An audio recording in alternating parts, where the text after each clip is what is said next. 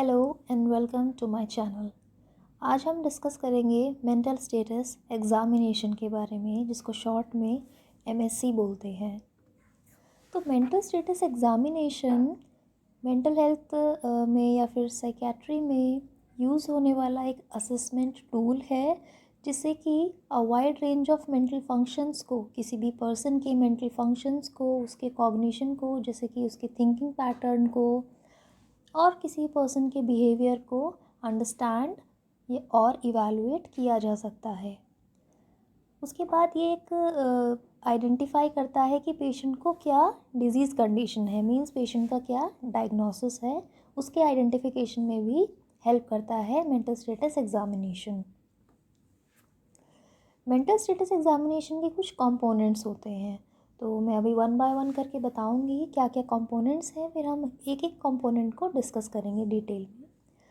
So first component is general appearance and behaviour.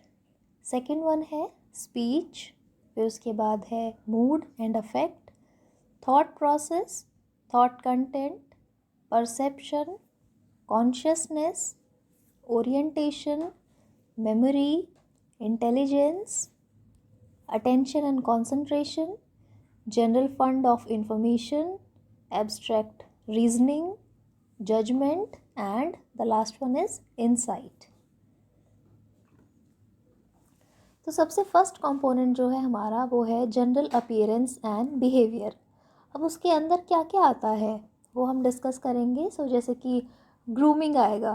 आप जब भी पेशेंट्स के पास जाएंगे या उसको इवालुएट करेंगे या उसके ऊपर कंडक्ट करेंगे मेंटल स्टेटस एग्जामिनेशन, तो आपका जो फर्स्ट कंपोनेंट है वो है जनरल अपीयरेंस एंड बिहेवियर। उसमें आप कुछ चीज़ों को असेस करेंगे, जैसे कि पेशेंट की ग्रूमिंग कैसी है, किस तरीके से उसने कपड़े पहने हुए हैं, पेशेंट का बिहेवियर कैसा है, नॉर्मल है, एबनॉर्मल है, वियर्ड है, ऑड है, जो भी है।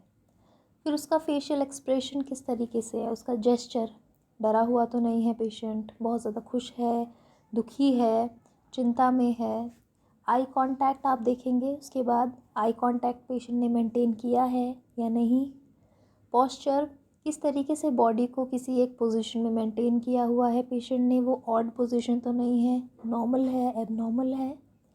गेट, किस तरीके से पेशेंट खड़ा हुआ है या चल रहा है, उसको आप असेस करोगे कि वो नॉर्मल है या नहीं। बॉडी बिल्ड कैसा है पेशेंट का, बहुत ज़्यादा ओबेज तो नहीं है, थिन तो नहीं है, अनहेल्दी, अंडरवेट या हेल्दी वेट है, आप वो असेस करेंगे। उसके बाद है साइकोमोटर एक्टिविटी, यानी कि कैसे एक्टिविटी है बॉडी की, वो आप असेस करोगे। उसके बाद है एटीट्यूड टुवर्ड्स एग्ज़ामिनर। एग्ज़ामिनर आप हो, आप पेशेंट से बात कर रहे हो, तो आप जब पेशेंट आपसे बात करेगा, आप दोनों के अंदर आप दोनों के बीच में बातचीत होगी, तो आप अंडरस्टैंड कर सकते हो कि उसका बिहेवियर कैसा है, फ्रेंडली या कोऑपरेटिव है या फिर it is not cooperative. Patient आपसे बात करने में खुश नहीं है तो कोऑपरेटिव नहीं है। उसके बाद उसका लेवल ऑफ कॉन्शियसनेस कैसा है, पेशेंट के जवाब देने के तरीके से उसका पता चल जाएगा कि पेशेंट अलर्ट है, कॉन्शियस है या नहीं है, नहीं तो अनकॉन्शियस है या ड्राउजी है, सेमी कॉन्शियस है या फिर अनकॉन्शियस है, वो आप असेस करोगे। उसके बाद आएगा आपका speech, second component of mental status examination. Speech के अंदर पेशेंट की लैंग्वेज कैसी है, मतलब कौन सी लैंग्वेज पेशेंट बोल रहा है, आप वो भी लिख सकते हो इसमें। और जो लैंग्वेज है पेशेंट की वो अंडरस्टैंडेबल है या नहीं है, वो आप लिखोगे। पेशेंट का रिएक्शन टाइम, आपने बात की किसी भी पेशेंट से, जब आप बात कर रहे हो तो उसका रिएक्शन टाइम, कितनी देर में वो आपकी बात का जवाब दे रहा है, वो आप लिखोगे। उसके बाद आप कोहेरेंस चेक करेंगे कि जो भी आप पेशेंट ने बात कर रहा है आपसे, वो पेशेंट के जो जवाब है, आंसर हैं, वो कोहेरेंट हैं या नहीं है। रिलेवेंस, जो भी इंफॉर्मेशन है वो रिलेवेंट है या नहीं है, यानी कि जो इन्फॉर्मेशन आप पेशेंट से चाहते हो वो करेक्ट वे में आपको दे रहा है या गलत आंसर दे रहा है। तो रिलेवेंट या इट इज़ नॉट रिलेवेंट, वो आप लिखोगे।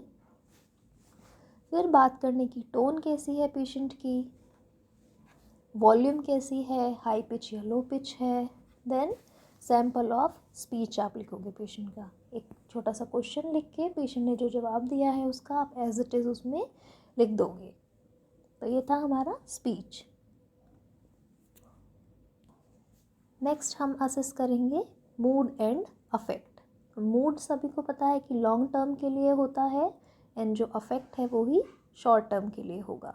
तो इसमें हम दोनों चेक करेंगे। सब्जेक्टिव डेटा जो हमें पेशेंट बता रहा है, जो हमें पेशेंट से मिल रहा है डायरेक्टली, सब्जेक्टिव डेटा में वो डेटा आएगा। ऑब्जेक्टिव डेटा में जो आपने असेस किया है। सब्जेक्टिव डेटा में आप पेशेंट से क्वेश्चन पूछ सकते हो कि आप क्या, लाइक हाउ आर यू, या आप कैसे हैं।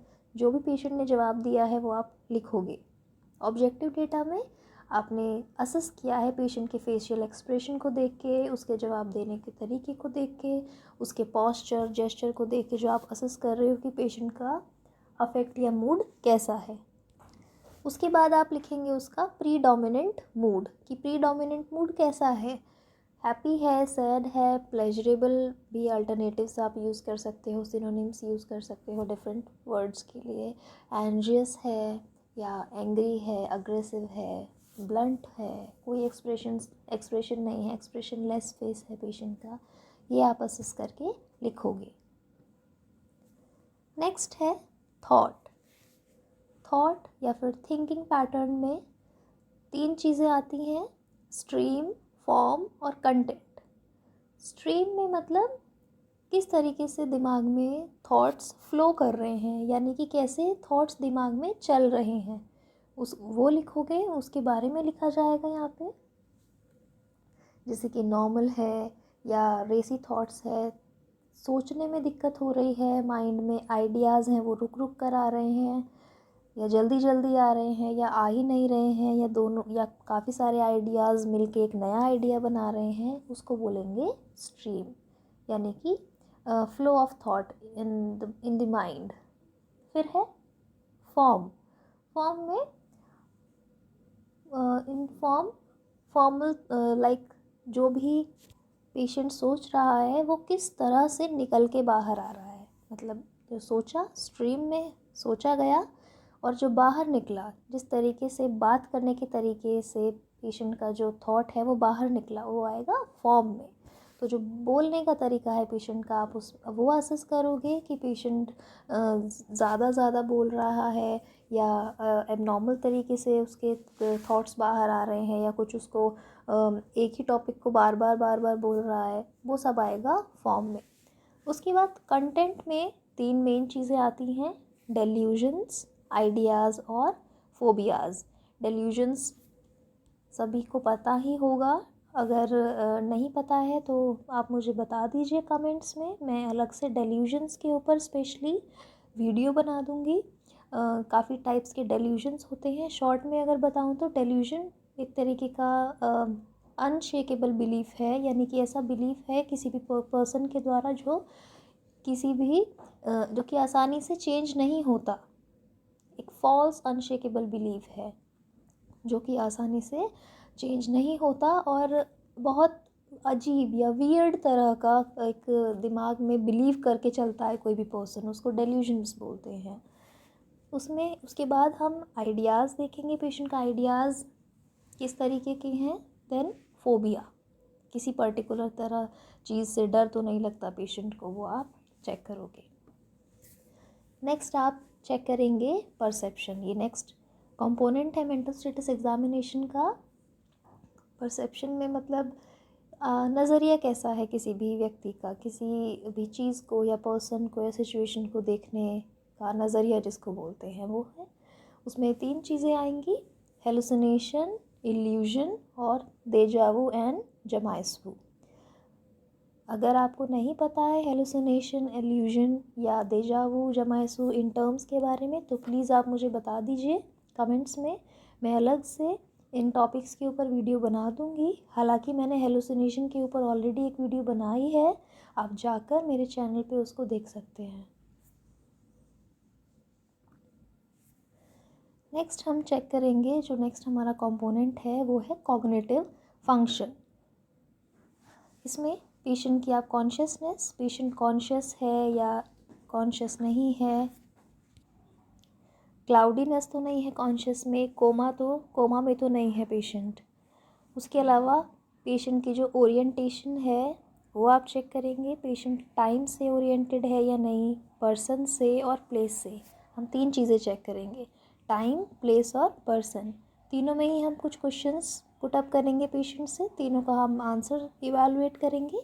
अगर सही है तो पेशेंट ओरिएंटेड है, इंटैक्ट है ओरिएंटेशन, अगर नहीं है तो पेशेंट ओरिएंटेड नहीं है। फिर उसके बाद हम अटेंशन देखेंगे। अटेंशन में हम सिंपली कुछ डिजिट्स, कुछ काउंटिंग्स दे सकते हैं पेशेंट को, जैसे कि गिनती दोहराने के लिए, गिनने के लिए 1 से 10 तक गिनती गिनने के लिए, सीधी गिनती, उल्टी गिनती, कुछ टेबल्स, पहाड़े जिनको बोलते हैं, वो भी आप दे सकते हो। तो अगर पेशेंट ने सब कुछ सही बताया है तो अटेंशन इंटैक्ट है, ठीक है अटेंशन, नहीं तो अटेंशन इंटैक्ट नहीं है। ऐसे ही हम कंसंट्रेशन में कुछ बेसिक मैथ के पज़ल्स या फिर सब्सट्रैक्शन, जोड़ना, घटाना, ये सब सवाल हम दे सकते हैं, छोटे छोटे, जो पेशेंट सॉल्व कर सके। उसके अलावा महीनों के, हफ्तों के नाम हम दे सकते हैं पेशेंट को बताने के लिए। फिर हम चेक करेंगे पेशेंट की मेमोरी। 3 तरह की मेमोरी चेक करेंगे, इमीडिएट, रीसेंट और रिमोट। तीनों में ही हम कुछ क्वेश्चंस पुटअप करेंगे। इमीडिएट मेमोरी 5 से 10 मिनट की मेमोरी को कहते हैं। रीसेंट मेमोरी 24 घंटे की जो मेमोरी होती है उसको बोलते हैं। रिमोट में 6 महीने या उससे बाद की जो मेमोरी है, जैसे कि आप पूछ सकते हो पेशेंट का क्या डेट ऑफ बर्थ है, या उसकी पेशेंट की शादी कब हुई थी, ये सब। उसके बाद है इंटेलिजेंस। इंटेलिजेंस में हम जो जनरल जीके के क्वेश्चंस हैं वो आप पूछ सकते हैं, जैसे कि which is the national flower of India, what is the national flower of India, या who is the prime minister of India. इस तरीके से कुछ बेसिक जो जनरल क्वेश्चंस हैं जनरल नॉलेज के, वो आप पूछ सकते हैं। देन अरिथमेटिक एबिलिटीज़ हम असेस करेंगे इंटेलिजेंस में। उसके अलावा हम देखेंगे एब्स्ट्रैक्शन। एब्स्ट्रैक्शन में आप असेस करेंगे प्रोवर्ब्स, जैसे कि मुहावरे देना, मुहावरे कुछ पूछ लेना, जैसे कि बंदर न जाने अदरक का स्वाद, 9 2 11 होना, ये कुछ मुहावरे हैं जो आप पूछ सकते हैं। उसके अलावा 2 एक जैसे दिखने वाले ऑब्जेक्ट्स में, फ्रूट्स में या चीज़ों में समानता और असमानता हम पूछ सकते हैं। जजमेंट 3 तरह की पूछेंगे, पर्सनल, सोशल और टेस्ट जजमेंट। पर्सन में पेशेंट की खुद से रिलेटेड जजमेंट, सोशल में सोसाइटी से रिलेटेड जजमेंट, और टेस्ट में कोई एक सिनेरियो देंगे, कोई सिचुएशन प्रेजेंट करेंगे, पूछेंगे पेशेंट से कि वो उस सिचुएशन में कैसे रिएक्ट करेगा। लास्ट है कंपोनेंट इनसाइट। इनसाइट मतलब अपनी डिजीज़ कंडीशन के बारे में पेशेंट अवेयर है या नहीं है, वो कुछ क्वेश्चंस हम पुटअप करेंगे पेशेंट से। लास्ट है हमारा फॉर्मुलेशन ऑफ डायग्नोसिस। तो हमने जो भी क्वेश्चंस पुटअप किए हैं उन सभी को इवैल्यूएट करके, पूरा मेंटल स्टेटस एग्जामिनेशन जो हमने कंप्लीट किया है उसमें हम देखेंगे कि पेशेंट को कहाँ कहाँ दिक्कत है। उन सभी को इवैल्यूएट करके हम डायग्नोसिस, यानी कि पेशेंट का क्या कंडीशन है, वो क्या मेंटल डिसऑर्डर है, वो हम डिसाइड करेंगे और राइट डाउन करेंगे। आई होप सभी को समझ में आया होगा। Please ask your doubts in the comment section, I will try to clear. Thank you all.